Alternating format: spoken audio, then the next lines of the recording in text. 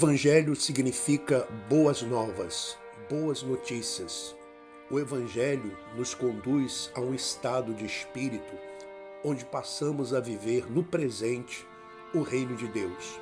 O Evangelho nos conduz aos pastos verdejantes da justificação pela fé, às águas tranquilas da paz espiritual. No Evangelho, o Espírito Santo sopra livremente, indo além do legalismo vazio, oco, formal, sem vida e, na maioria das vezes, sem nenhum significado. No Evangelho, a vivência não é baseada em templos de pedras, dogmas antigos, ritos e regras comportamentais. O Evangelho da graça de Cristo nos ensina a sermos éticos sem sermos moralistas.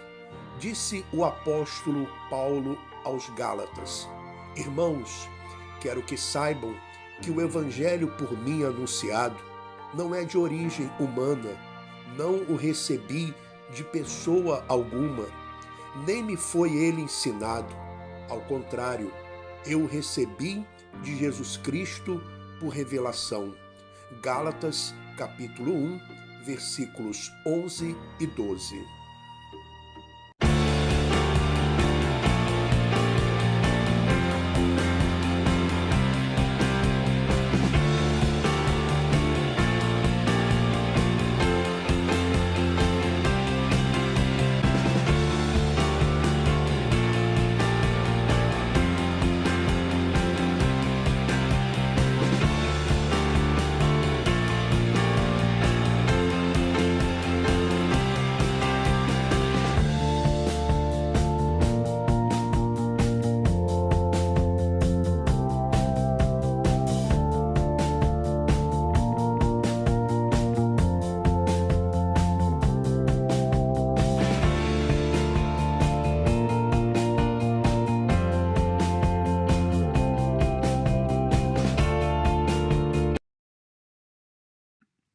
Muito bem, meu irmão e minha irmã, olha, quero que você pegue um papel, uma caneta, se possível, para anotar todos os versículos que eu vou aqui ler com você, tá bom? Porque talvez você não consiga procurar na hora, então você vai anotando ou depois você assiste novamente, dê pausa e vai anotando os versículos. Veja bem, meu irmão e minha irmã, nós temos dito para as pessoas que todas as coisas escritas na Bíblia, elas se cumpriram até o ano 70. Ou seja, tudo se cumpriu. E nós chegamos a esta conclusão lendo a Bíblia. Lendo de uma forma sem, por exemplo, compromisso em fazer uma campanha, dar um envelope, falar de dízimo, apenas lendo a Bíblia e crendo naquilo que está escrito. Veja, eu vou começar lendo com vocês Mateus capítulo 24, Mateus capítulo 24, o versículo 34, quando o próprio Senhor Jesus, falando sobre a destruição do templo, falando sobre a sua vinda, falando sobre os escolhidos, falando sobre a pregação do evangelho do reino, falando sobre o fim, né, daquela era, daquele período, daquele sacerdócio, ele diz no versículo 34 de Mateus 24, ele diz assim: Eu lhes asseguro que não passará esta geração até que todas essas coisas aconteçam. Em algumas traduções está escrito: em verdade vos digo, que não passará esta geração sem que tudo isto se cumpra. Eu penso, às vezes, que as pessoas, elas não têm a noção do que aconteceu ali no primeiro século. A importância do que aconteceu ali no primeiro século. E muitas pessoas, às vezes, elas querem comparar aquela geração com gerações antes e com gerações que vieram depois. Num comentário, eu vi um comentário de uma pessoa que disse assim: essa geração de hoje, a nossa geração, é parecida com a geração de Sodoma e Gomorra. Eu vou dizer para você, meu irmão e minha irmã, a geração de Jesus, ele considerava pior do que Sodoma e Gomorra. Eu vou mostrar para você na Bíblia, em Mateus, capítulo 10, em Mateus, capítulo 10. Jesus falando com os seus discípulos, para que eles fossem pregar o evangelho do reino em Israel. E Jesus diz no capítulo 10, no versículo 14, ele diz para os discípulos assim: se alguém não vos receber nem ouvir suas palavras, sacudam a poeira dos pés quando saírem daquela casa ou cidade. Eu lhes digo a verdade, no dia do juízo haverá menor rigor para Sodoma e Gomorra do que para aquela cidade. Nós vemos isso também em Mateus capítulo 11, versículo 24. Olha só o que diz. 24. Mas eu lhes afirmo que no dia... Mateus 11, estou lendo a partir do 22. Aliás, vou ler a partir do versículo 21.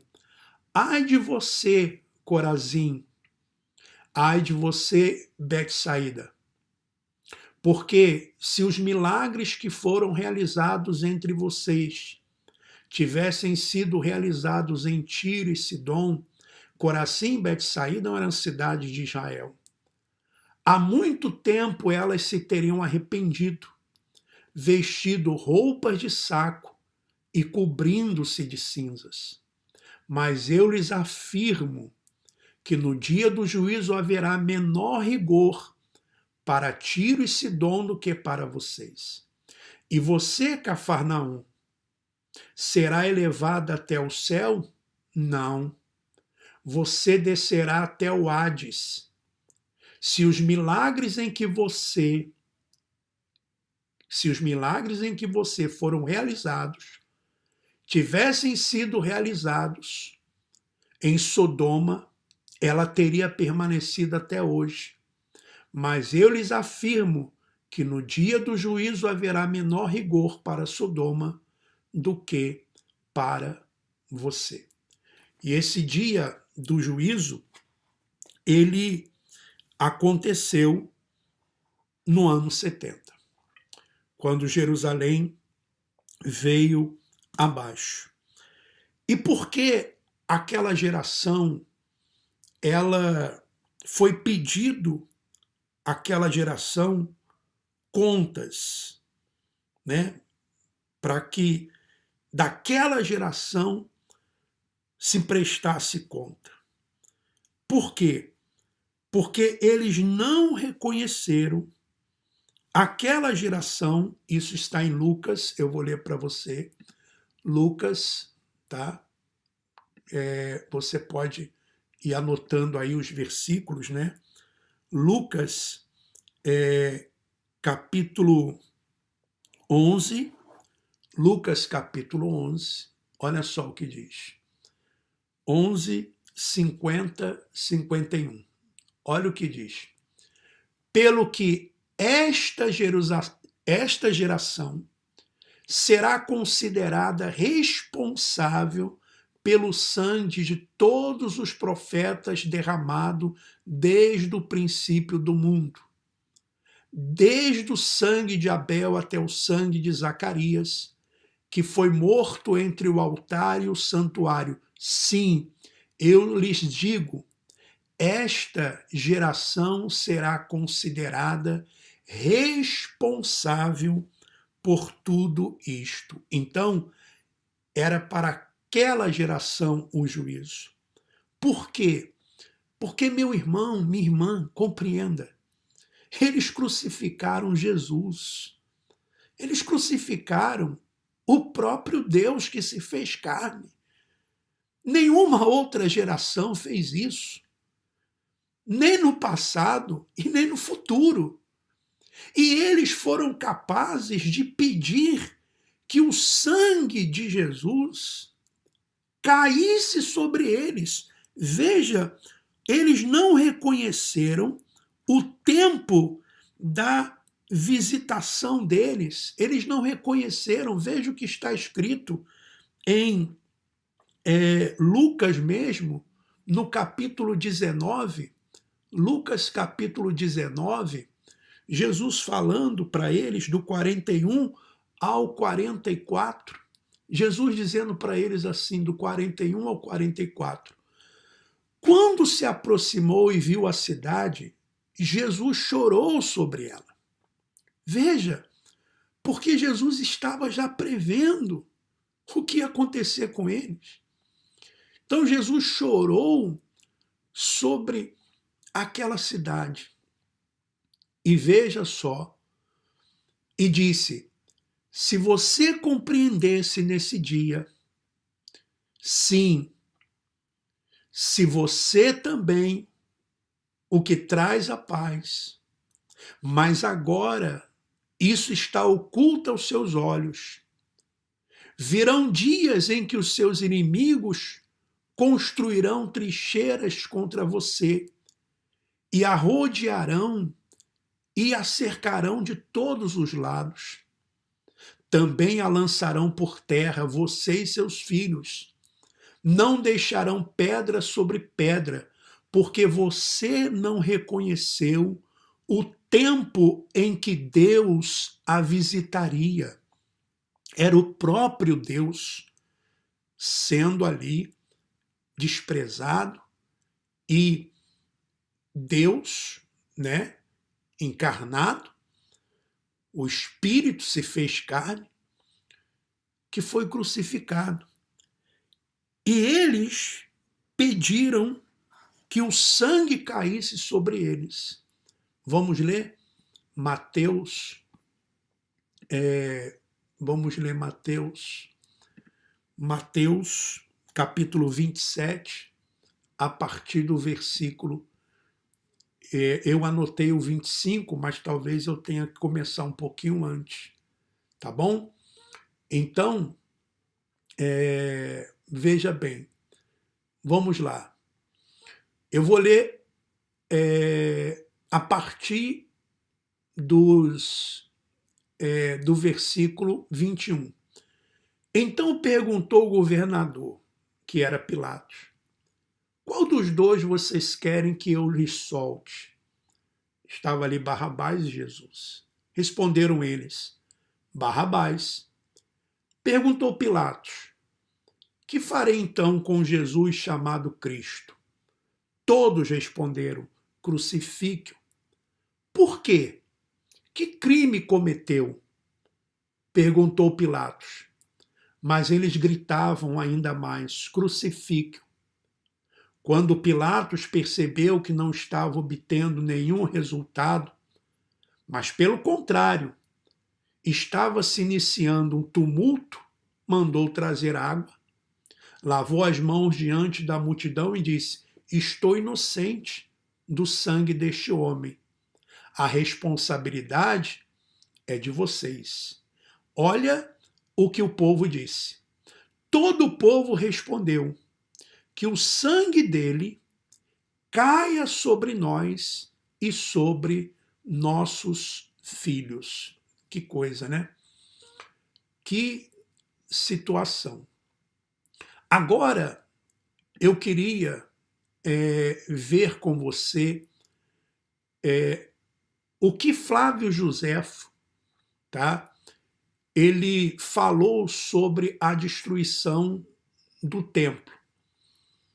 O que ele falou sobre a destruição do templo. Nós vamos ler aqui algumas coisas que aconteceram, tá? Naquele dia, ou naquela época ali da destruição do templo. Segundo o historiador Flávio Joséfo. Ele que era um judeu e viveu lá naquela época, tá? Então diz assim: Flávio Joséfo, judeu e colaborador dos romanos, percebendo que não poderia vencer os romanos em sua cidade, passou para o lado de Tito, tornando-se porta-voz dos romanos e intérprete nas negociações entre Roma e Jerusalém. Descreve a Tito como um homem compassivo, perdoador e que queria apenas que os judeus se entregassem e que fossem subalternos de Roma e que em nenhum momento ordenou que o templo fosse queimado e destruído. Os dois principais líderes da cidade, que eram João e Simão, tá? Recusaram-se, não era o João apóstolo e nem Simão, tá? Recusaram-se a se entregar e prendiam e matavam todos os que estavam ou tentavam sair de Jerusalém para salvar suas vidas. Esses dois líderes judeus sacrificaram o povo da cidade, mas não se entregavam. Resistiram aos romanos durante 3 anos e meio. Veja só, 3 anos e meio eles estavam cercados. A cidade de Jerusalém era muito fortificada e impenetrável para os ataques romanos. Seus vários muros, feitos com várias camadas de grandes pedras, resistiam às batidas ferozes das máquinas romanas. Uma das portas do templo, feita toda em bronze maciço, era tão pesada que era mesmo preciso 20 homens fortes para abri-la, tornando o templo um lugar impenetrável ao inimigo. Durante o cerco, havia na cidade de Jerusalém, segundo os números de Joséfo, 1.100.000 homens. Por quê? Eram judeus de todo o mundo que haviam chegado a Jerusalém para a celebração da Páscoa. Então, a mesma época que Jesus foi morto. Jesus também foi crucificado na Páscoa, lembra? Na Páscoa. E Jerusalém foi também destruída justamente nessa época da Páscoa. Então, e esses homens ficaram ali presos devido ao cerco dos romanos. Havia escassez de alimentos, pessoas morriam aos milhares de fome. Uma mulher rica, tendo todos os seus bens roubados pelos líderes da cidade, matou seu próprio filhinho para se alimentar, e apesar dos pedidos de Flávio Joséfo e de Tito para que se entregassem, os dois líderes não se entregavam e matavam quem queria fugir da cidade. Depois de anos de cerco, os corpos jaziam apodrecidos nas casas. Lembra? Jesus disse: aonde estiver o cadáver, aí se ajuntarão os abutres. Ruas e esgotos da cidade, causando um cheiro insuportável, ao ponto de as pessoas comerem a carne dos recém-mortos para se alimentarem. Falsos profetas, lembra dos falsos profetas? Pregavam que a cidade resistiria, E um deles provocou a morte de 6.000 pessoas que queriam sair da cidade, mas deram crédito a um deles. Nenhum deles soube perceber os sinais miraculosos que, para os que creem no poder de Deus, devem ser levados em conta. O historiador relata alguns desses sinais testemunhados antes do início do cerco dos romanos por muitas pessoas, e não lendas, como ele mesmo escreve. Primeiro, um cometa que tinha a forma de uma espada apareceu sobre a cidade de Jerusalém durante um ano inteiro. Então, durante um ano inteiro, tinha uma espécie de um cometa como se fosse uma espada. 2. Antes de começar a guerra, o povo se reunira no dia 8 de abril para a festa de Páscoa, e pelas 9 horas da noite, viu-se durante uma meia hora uma luz tão forte ao redor do altar e do templo que se teria pensado que era dia. Os ignorantes acharam que era um bom sinal, mas os santos e conhecedores das coisas santas viram isso como um presságio de algo ruim que estava para acontecer. 3.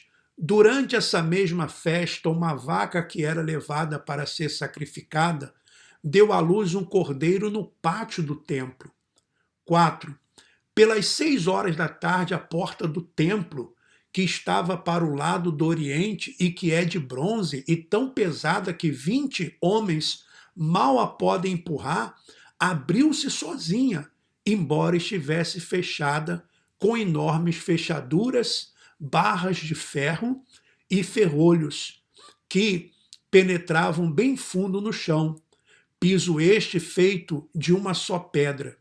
Os ignorantes interpretaram-no ainda como um bom sinal, dizendo que Deus abriria a seu favor, suas mãos liberais para cobri-los com toda sorte de bens.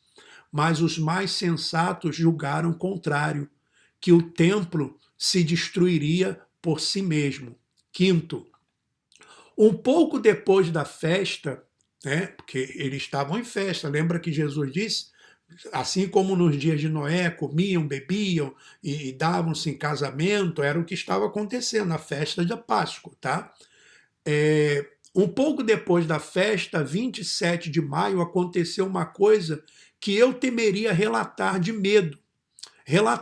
medo que a tomassem por uma fábula, se pessoas que também a viram ainda não estivessem vivas e se as desgraças que lhes seguiriam não tivessem confirmado sua veracidade. Antes do nascer do sol, viram-se no ar, em toda aquela região, carros cheios de homens armados atravessar as nuvens e se espalharem pelas cidades como para cercá-las. Vendo? Vindo sobre as nuvens também, o sinal. 6. No dia da festa de Pentecostes, os sacerdotes, estando à noite no interior do templo para o divino serviço, ouviram um ruído e logo em seguida uma voz que repetiu várias vezes: saiamos daqui, saiamos daqui. Esses relatos acima estão à página 680 do livro 6º, capítulo 31 da História dos Hebreus. Nós ainda não lemos esse capítulo. Nós estamos fazendo a leitura de toda a obra de Flávio Joséfo e nós ainda não chegamos a essa parte. Tá bom? Então vamos lá. Um profeta de Deus.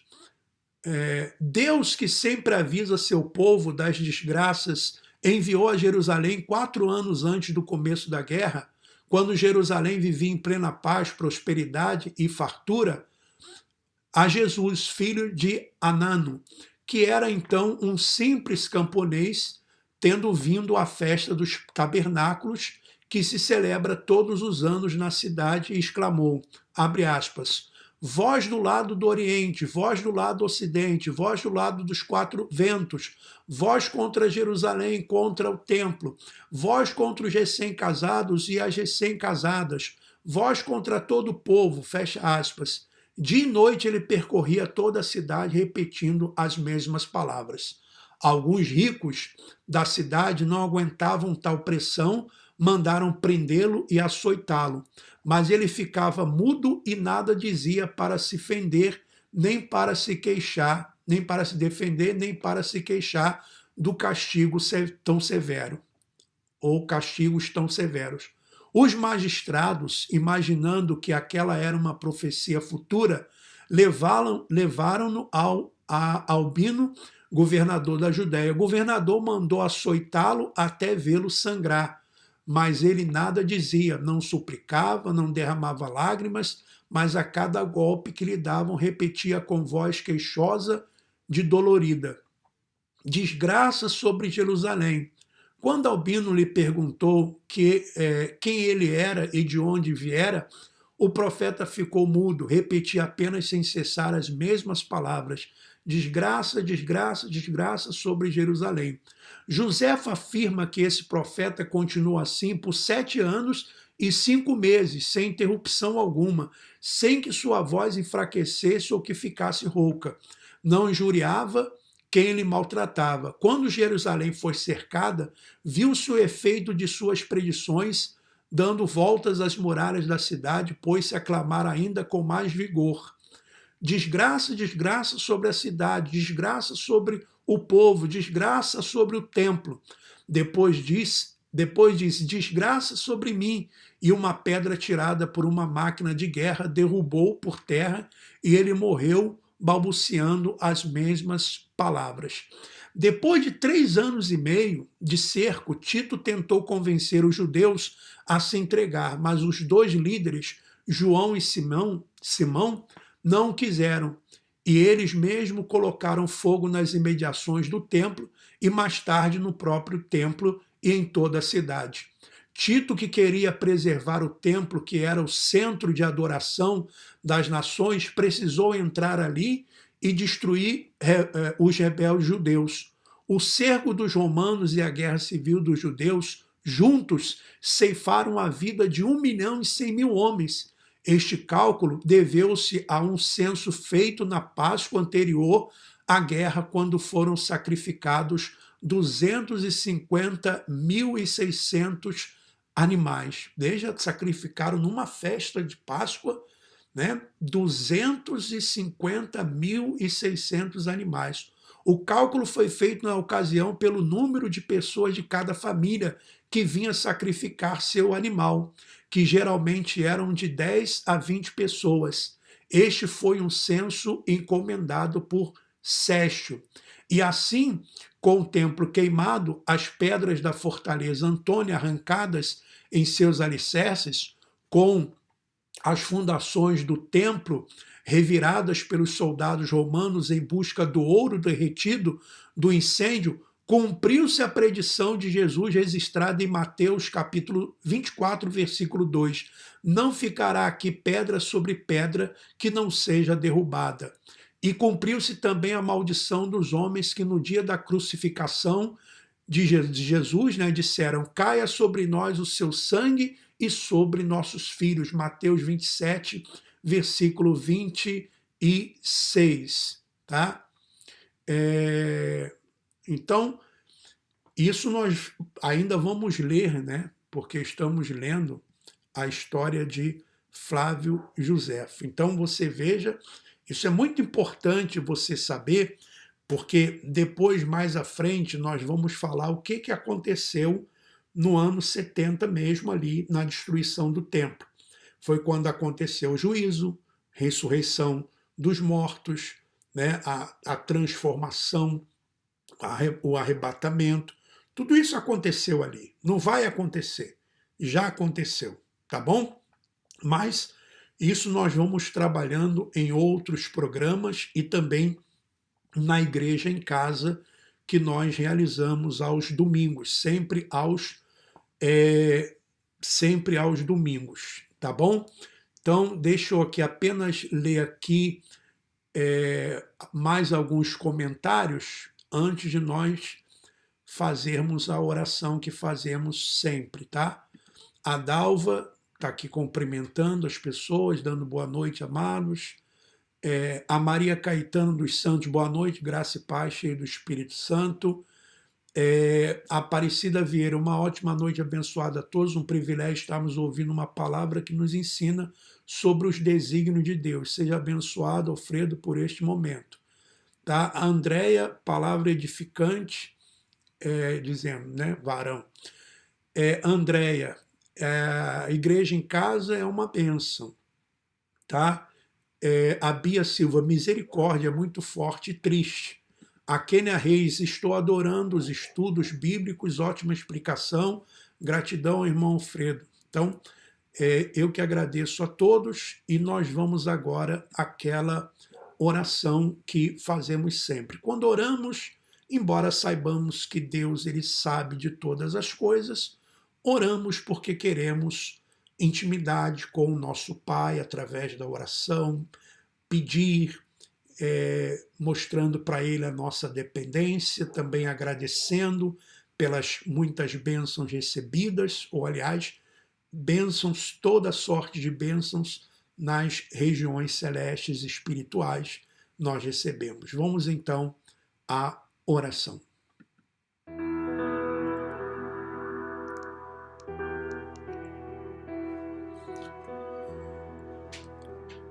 Ó Pai amado e querido, como é bom, Senhor, nós vivermos no que diz respeito às coisas espirituais, vivermos na verdade. Porque durante muitos anos de nossas vidas, nós fomos enganados por um sistema religioso onde a ganância, ela sempre falou mais alto do que o verdadeiro ensino. E sempre colocando para o futuro coisas que já aconteceram. Porque o Senhor não pode mentir. Se o Senhor disse que não passaria aquela geração, não passou aquela geração. Graças te damos, ó Pai Celestial, por tudo. Graças te damos pelo entendimento que o Senhor tem nos dado. Graças te damos pelo ar que respiramos. Graças te damos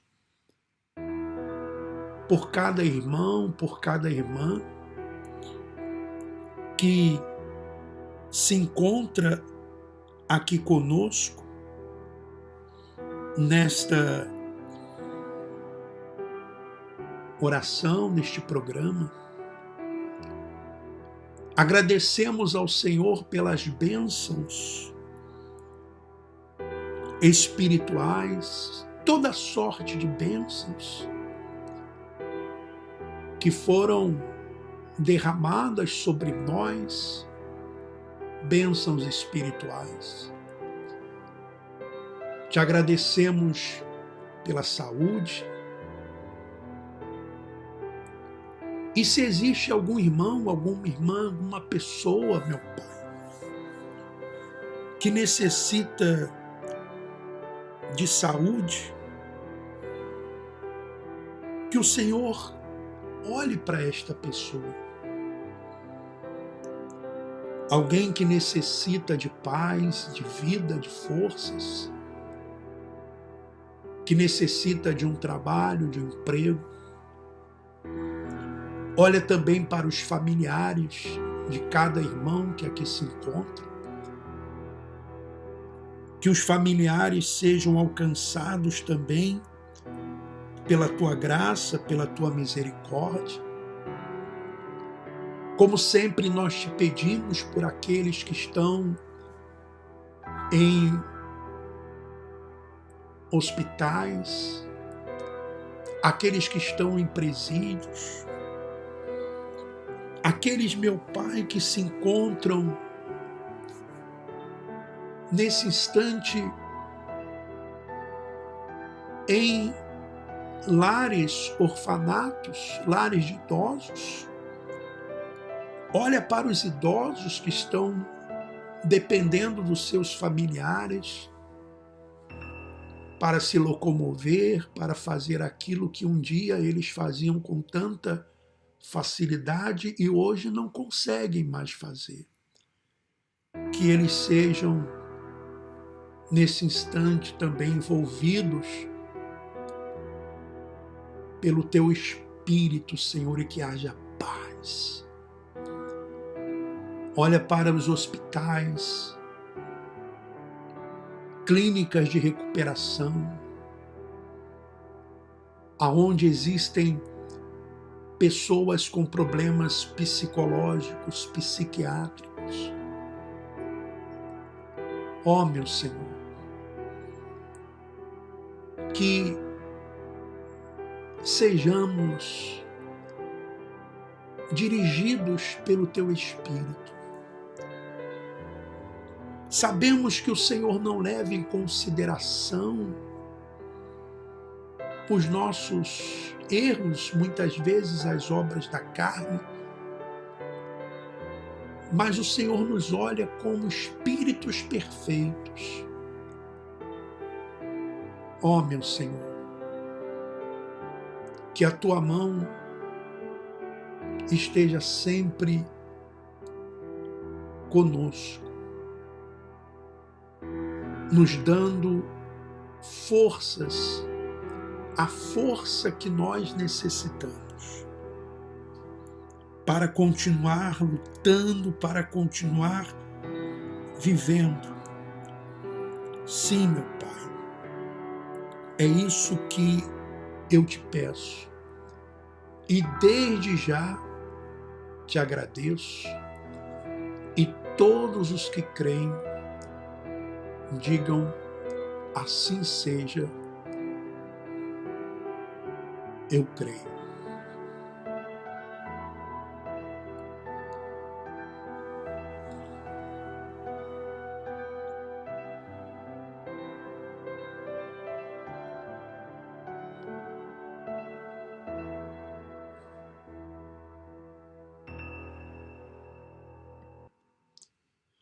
Muito bem, meu irmão, minha irmã, quero dizer para você que é sempre um prazer muito grande estar aqui com todos vocês. E lembrando que nós estaremos juntos domingo, sempre aos domingos, na Igreja em Casa, que acontece, né? A Igreja em Casa acontece aos domingos, às 10 horas da manhã, horário de Lisboa, 6 horas da manhã, horário de Portugal.